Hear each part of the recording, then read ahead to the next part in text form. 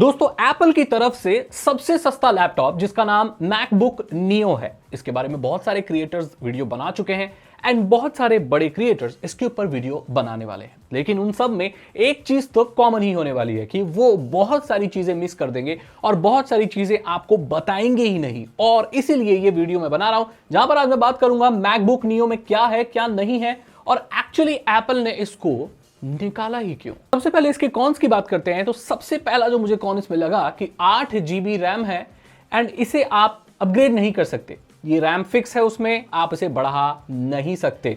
ये सबसे बड़ा कॉन है। अब बेसिक चीजें कर रहे हो, ब्राउजिंग कर रहे हो या जो भी चीजें नॉर्मल कर रहे हो उसमें पता नहीं चलेगा, लेकिन अगर आप हैवी कंप्यूटिंग करोगे, वीडियो एडिटिंग करोगे, 3D पे काम करोगे या हैवी कोडिंग करोगे तो आपको फर्क दिखने लगेगा और वहां ये लैपटॉप 100% स्ट्रगल करने वाला। जितने भी लोग इस लैपटॉप को ये बताकर बेच रहे हैं और वीडियो बना रहे हैं कि इसकी सिंगल कोर परफॉर्मेंस बहुत अच्छी है, वो ये नहीं बताएंगे कि इसकी जो मल्टीपल कोर्स की जो परफॉर्मेंस है वो अच्छी नहीं है। इसीलिए ये बायस्ड रिव्यू का मतलब ही ये होता है, जो अच्छा पॉइंट है उसे ही उठाकर पूरी वीडियो बना दो, लेकिन जो अनबायस्ड होता है वो सारी चीजें बताता है। तो मैं आपको बता रहा हूं सिंगल कोर परफॉर्मेंस से कुछ नहीं होता दोस्तों, इसमें मल्टीपल कोर्स की इंपॉर्टेंस बहुत ज्यादा होती है एंड जब आप हैवी एंड का कुछ काम करोगे तो ये फर्क आपको दिखेगा।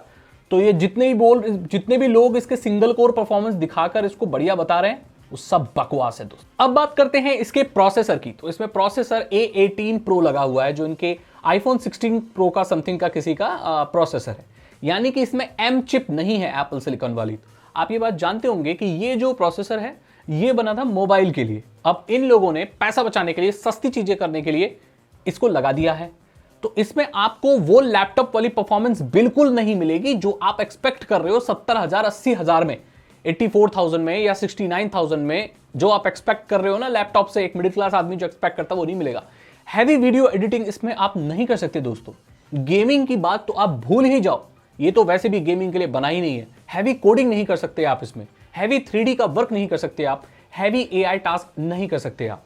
ये सारी चीजें इसमें नहीं होंगी क्योंकि इसकी लिमिटेशन ही इसके SoC में, इसके प्रोसेसर में छुपी हुई है, जो कि एक स्मार्टफोन का प्रोसेसर है और वो भी कुछ साल। बहुत सारी और भी चीजें हैं जो इसमें खामियां हैं। इसमें 2 ही USB-C के पोर्ट मिलते हैं, थंडरबोल्ट इसमें नहीं मिलता, मेमोरी कार्ड स्लॉट नहीं है, HDMI का पोर्ट नहीं है, मैगसेफ चार्जिंग नहीं है और इसके साथ जो चार्जर मिलता है वो इसको बहुत स्लो चार्ज करता है। ये बातें आपको कोई नहीं बताएगा, लेकिन ये इसके बहुत बड़ी लिमिटेशंस में से है। इसकी लिमिटेशन एक और है कि इसका जो कीबोर्ड है उसमें बैकलाइट नहीं मिलता। अगर आपको वो फिंगरप्रिंट वाला अगर आईडी चाहिए, वो चाहिए आपको फिंगरप्रिंट से अनलॉक करने वाला चाहिए, तो उसके लिए आपको हायर वेरिएंट खरीदना पड़ेगा। एंड कितना भी हायर वेरिएंट खरीद लो, कीबोर्ड बैकलाइट तो कीबोर्ड नहीं मिलने वाला, यानी कि अंधेरे में टाइप करने में बड़ी दिक्कत होने वाली है। और ये जो मैकबुक है, कहने के लिए ही मैकबुक है, इसे आप मेन स्ट्रीम मैकबुक एयर और प्रो से कंपेयर करो तो ये काफी चीप फील होती है। अगर आप विंडोज से कंपेयर करोगे बहुत बजट वाले 12,000 15,000 के 20,000 के लैपटॉप से, तो ऑब्वियसली आपको ये प्रीमियम लगेगा।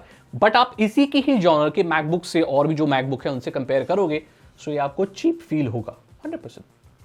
इसका जो बेस स्टोरेज है बेस मॉडल का वो 256 GB है और इसमें जो SSD इस्तेमाल की गई है वो बाकी सारे जो मैक हैं उनसे स्लो चलती है। SSD बेशक है लेकिन वो स्लो चलती है अगर आप उसे कंपेयर करो इनके मैकबुक एयर से या मैकबुक प्रो से। कहने का मतलब है कि ये सबसे सस्ती मैक है और ये चीज इसमें मैकबुक है और ये चीज इसके सारे स्पेक्स में आराम से दिख सकती है अगर आप थोड़ा बहुत भी रिसर्च इसमें कर लो तो। हर SSD एक जैसी नहीं होती, ये बात मैं आपको बता देना चाहता हूं, और इसमें स्लो वाली इस्तेमाल की गई है।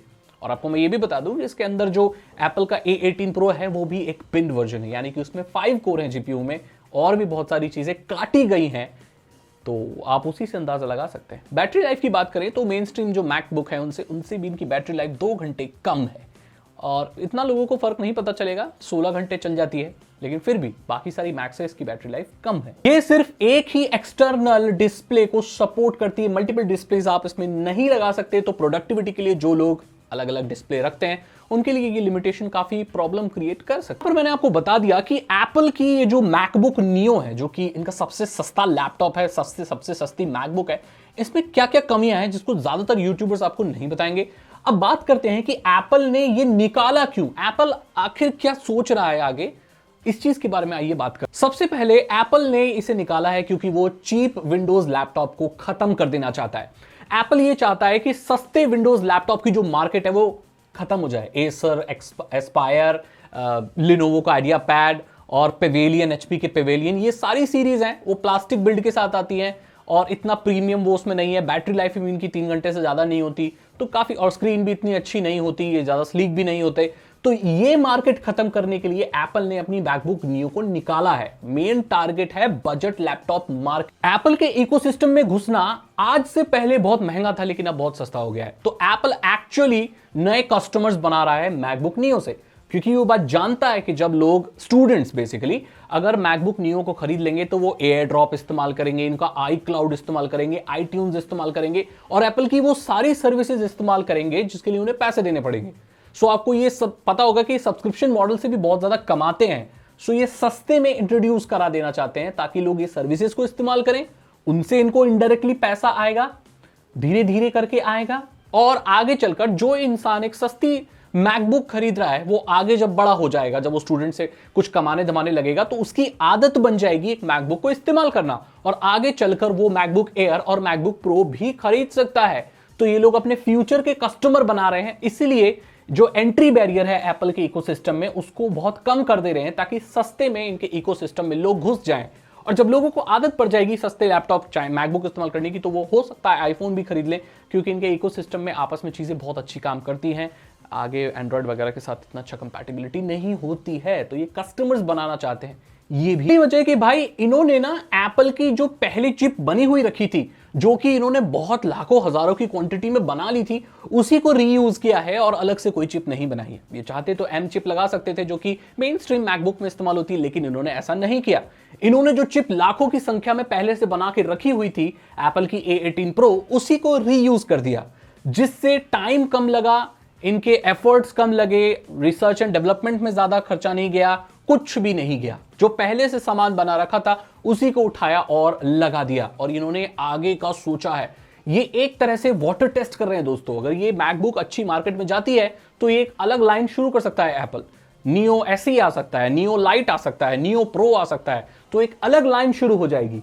और इसको वाटर टेस्ट करने के लिए इन्होंने जो पहले से चिप बनी हुई रखी थी उसको स्मार्ट मूव के तौर पर इस्तेमाल कर लिया इसमें, और एप्पल की एम चिप इस्तेमाल नहीं की। तो हमेशा से क्रोम बुक का कंपटीटर चाहिए ही चाहिए था। वो इसलिए क्योंकि अमेरिका में जितने भी स्टूडेंट्स हैं उनको क्रोम बुक रखना अनिवार्य होता है। क्रोम बुक एक सस्ता विंडोज लैपटॉप होता है जो बहुत लाइट वेट होता है, वहां के हिसाब से सस्ता पड़ता है और सारे स्टूडेंट्स को वही खरीदने के लिए रिकमेंड किया जाता है। लेकिन वो सारे विंडोज के साथ आते हैं या गूगल के ओएस के साथ आते हैं क्रोम बुक में, जो गूगल का ओएस फ्लेक्स है या जो भी है। लेकिन एप्पल कोई सब्स्टिट्यूट नहीं था, यानी कि एप्पल एयर है मैकबुक का या प्रो है, लेकिन स्टूडेंट के हिसाब से वो बहुत महंगी पड़ती थी, तो इसीलिए वहां उन्होंने एक क्रोमबुक का सब्स्टिट्यूट निकाल दिया। एप्पल 10 साल से कोशिश कर रहा है कि वो एक क्रोमबुक को खत्म कर सके, लेकिन अभी तक कर नहीं पाया। लेकिन अपनी A18 प्रो चिप से मैकबुक नियो निकालने के बाद वो शायद क्रोमबुक की मार्केट को खत्म भी कर दे।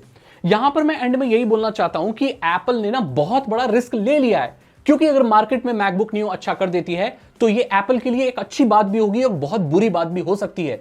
ऐसा भी हो सकता है कि मैकबुक नियो इनके मैकबुक एयर और मैकबुक प्रो की मार्केट को भी खा जाए, क्योंकि ये इतना अच्छा परफॉर्म करने लगे कि बाकी मैकबुक्स को कोई ना खरीदे। कोई $1500 क्यों देगा जब वही चीज $500 में मिल सकती है।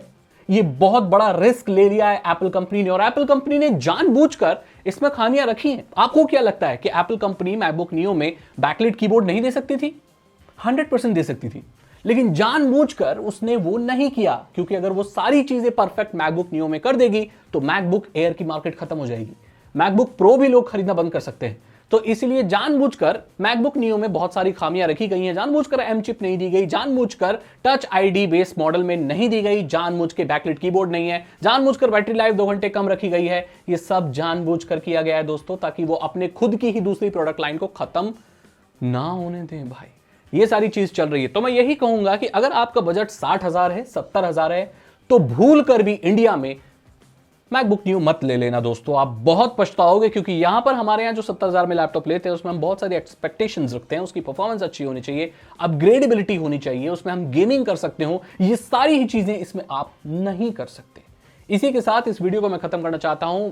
आई होप आपको इसकी डीप इंफॉर्मेशन मिल गई होगी कि एप्पल एक्चुअली सोच क्या रहा है और ये मैकबुक नियो में खामियां क्या है। अगर आपको ये वीडियो अच्छी लगी तो लाइक करें, दोस्तों के साथ शेयर करें। मैं मिलता हूं आपसे अगली वीडियो में। Thank you so much and good bye.